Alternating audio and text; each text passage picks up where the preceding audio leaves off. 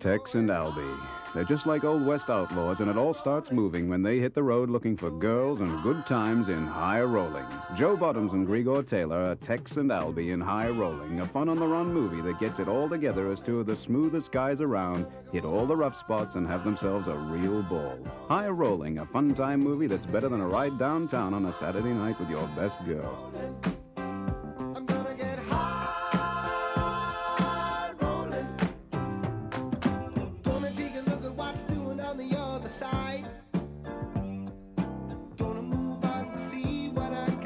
If you're 35 years old and the mortgage payments are a real hassle and the car won't start in the morning and the dog won't stop barking at night, then get yourself into gear and come High Rolling. High Rolling, a real old-fashioned 1977 movie entertainment experience, and it's rated M.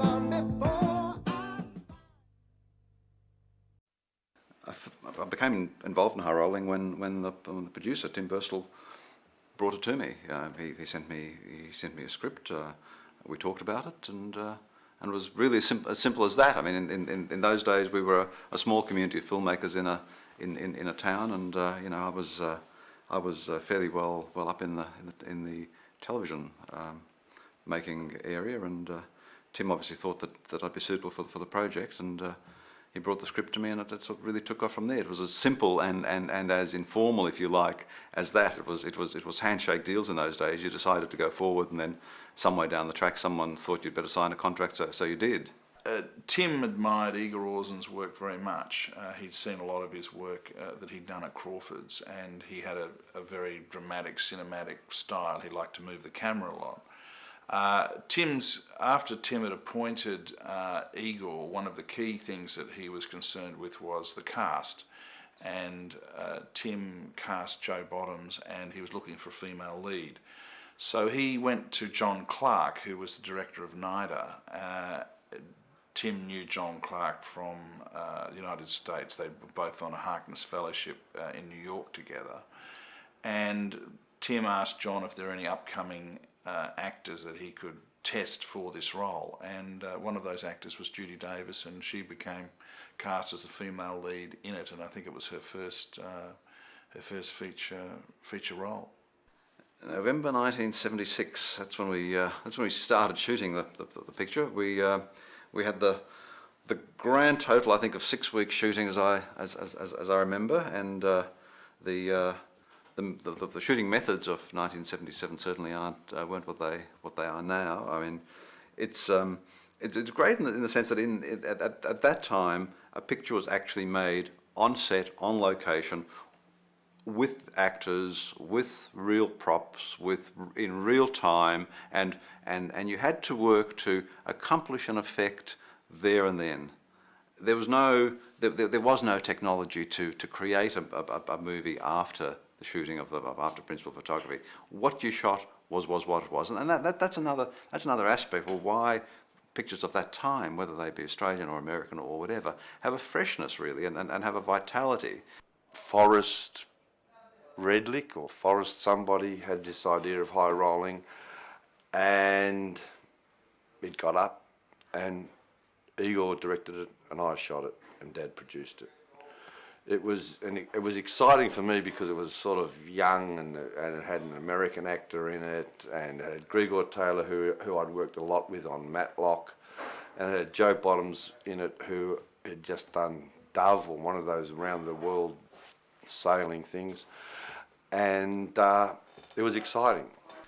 In the High Rolling material that was presented to me, it really was right in the heart of what I was enjoying at the time. I was working in a contemporary action-based television program, and here was a script that covered all of those areas. It was modern, it was contemporary, it was fresh. It had a level of action and humour and naturalness. It was a natural story. It was a story that had a great deal of credibility. It was a story about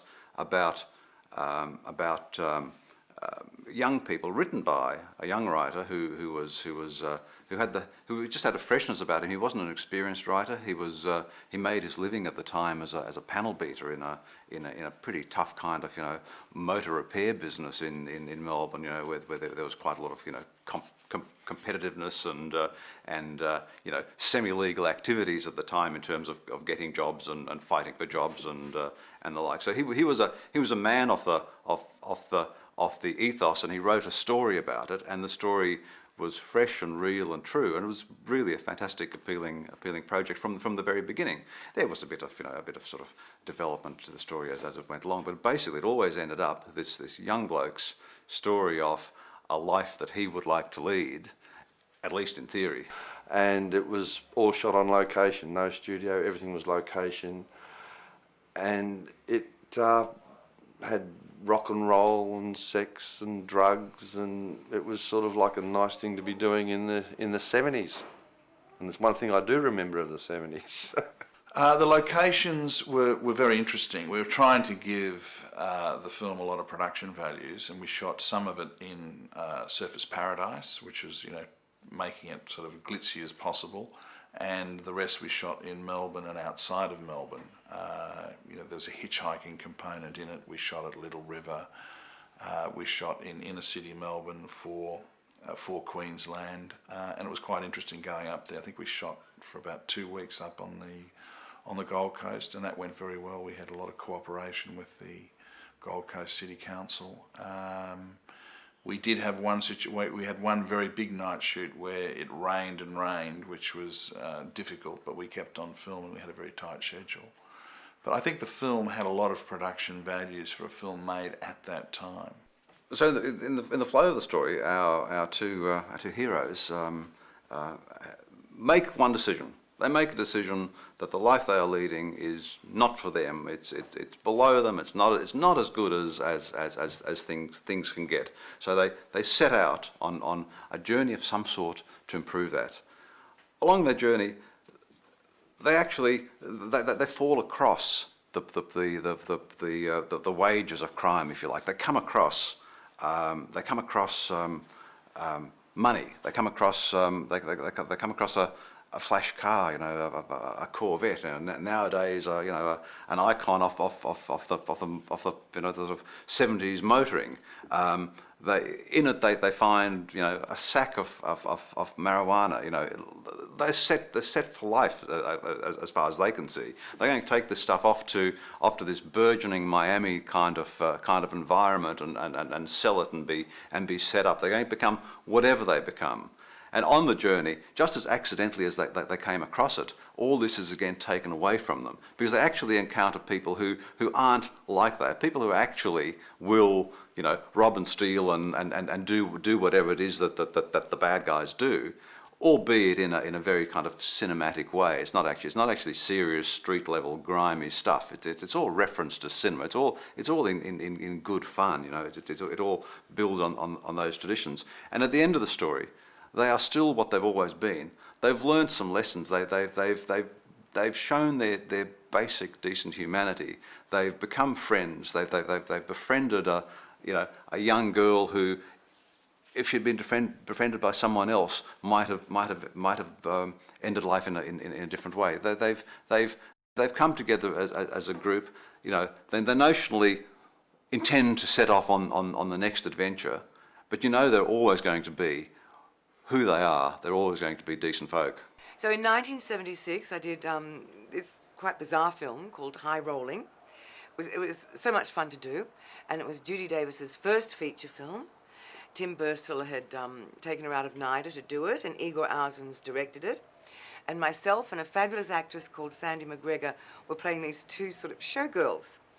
It was just so wonderful. We got to sing, and we got in the end to sort of rip off all the money and go off into the sunset.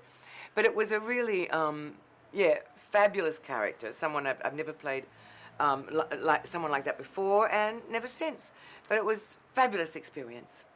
We were lucky enough to get a really fantastic cast together for High Rolling. We had Joe Bottoms, who was Tex, the American character, Grigor Taylor, who was a well-respected television actor here at the time, who incidentally was also a carpenter, so there was a parallel, a kind of working class parallel, if you like, between him and the writer of the piece.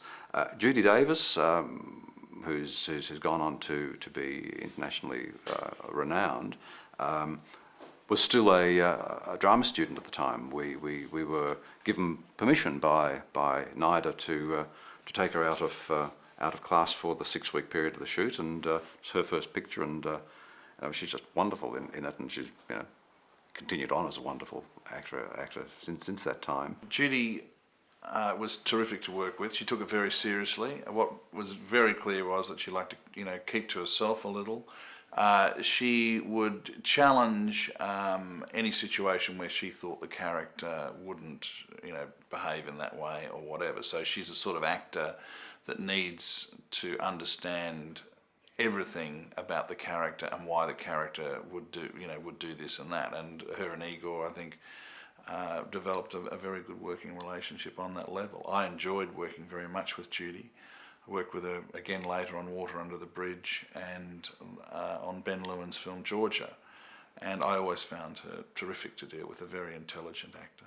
Then there was Wendy. Wendy had been in Dad's film Peterson, and Wendy loved this part because she was playing some floozy, and she was terrific at it. Her and Sandy McGregor loved playing the chorus girls and had a great time, and we were all up on the Gold Coast in '76 having a great time making this film. This was a time when really Australians had decided, bugger it, we're going to have our own industry, we're going to tell our own stories, and everyone was really determined and really enthusiastic for it. And everything that was made in the country at that time, albeit the ethos of this story in a way is set in B-grade pictures of the entire cinema tradition, not just Australian cinema.